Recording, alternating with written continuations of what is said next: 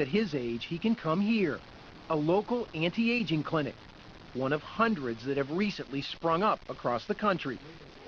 Doctors prescribe testosterone to men with low levels of the hormone, which typically diminishes as they age. This is 200 milligrams of testosterone. It's called hormone replacement therapy. Over the 40 years that you've been using, how many people do you know personally that have used anabolics? 2,500. 2,500. That I just absolutely know. In other words, I did the following. I observed it, I injected it, I went to prison for it.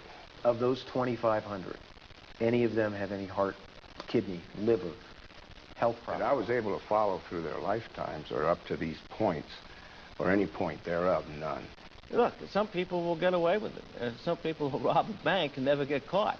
Dr. Gary Wadler is one of the most respected and outspoken critics of anabolic steroid use, repeatedly testifying before Congress on the issue.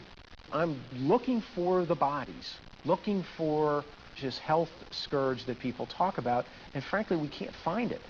The trouble with steroid-related deaths, the trouble with steroid-related coronary events, there's no telltale marker that you do an autopsy and say, aha, there is the signature of steroid abuse. Would you give it to me that there aren't a lot of specific connections to these drugs and health risks? A lot of anecdotal information, a lot of supposition, but direct scientific evidence? Because of what we know it does do to clotting, to cholesterol, to heart muscle, to coronary arteries, I take the position that we have to be extra cautious.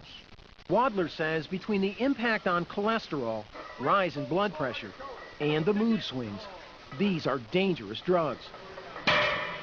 And Wadler points to an earlier pill version of the drug, no longer widely used. Turns out those were linked to potential liver problems. To him, it all spells trouble. I'm just trying to find the science. In my judgment, giving long-term steroids for a non-medical indication to see what might happen is a study that I don't think should be done. So if not one long-term study exists, how did we get to where we are today? From a one-time miracle drug used to combat anemia and wasting diseases in the 1940s and 50s to an illegal drug in 1990. Many people point to this moment at the 1988 Olympics, when the public perception began to shift. When Canadian Ben Johnson beat America's golden boy Carl Lewis in the 100 meters and then tested positive for steroids. In the wake of the cheating scandal, Congress took action. Steroid abuse is already a problem in America. They passed the Anabolic Steroids Control Act in 1990, classifying the drugs as Schedule III controlled substances.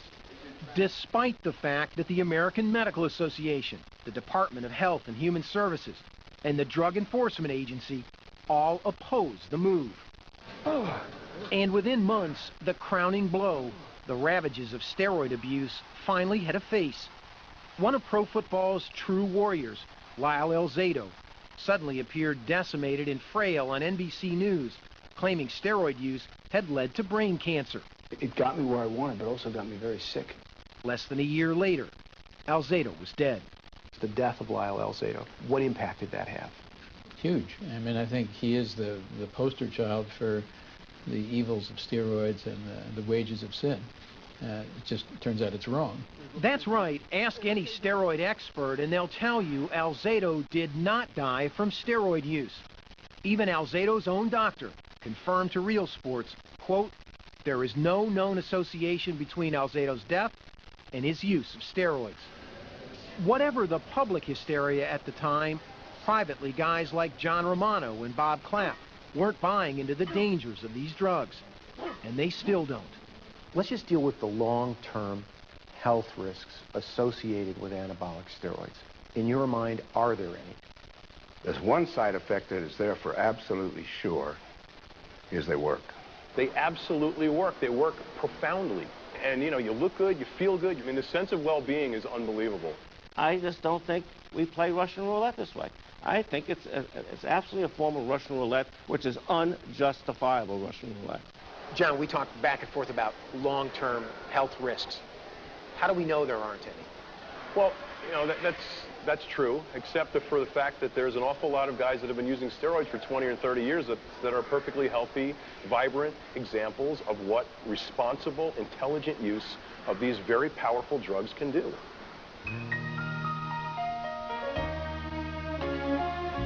Armin, the first question's pretty obvious. In the absence of health damage, how do you explain the uproar? Well, it's a lot of anecdotal evidence, Brian. I think that's the way you have to look at it. Certainly, something like deaths, for example, there have been about a dozen supposedly linked in some fashion or form. Supposedly. Right, to anabolic steroid use. We've done the research. We talked to the chief researcher who happens to be at the U.S. Army, who has gone through all the case reports, came up with about a dozen, but they are not definitively linked to steroids in any way. So there is a lot of anecdotal evidence on both sides here.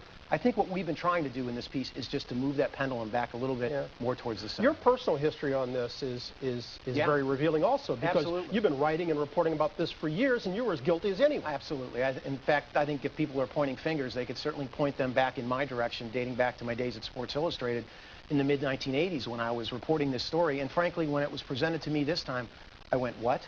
There are no long-term studies on anabolic steroids. There are the DEA and the AMA were resistant to them becoming controlled substances. So, yes, the answer is I've learned a lot in this story as well. We should also know that we're talking here about healthy adult males. Yes. When we talk about young males and women, it changes considerably. Right. We were very careful in this piece to narrow it down to healthy adult men. When you talk about kids, you've got issues with growth plates, you've got serious emotional issues, and when you talk about women, you're talking about the male hormone, not estrogen, but testosterone, and some serious questions involving use of testosterone, certainly by females. Yeah, real eye-opener here. Me too, man. Armin, thanks very much.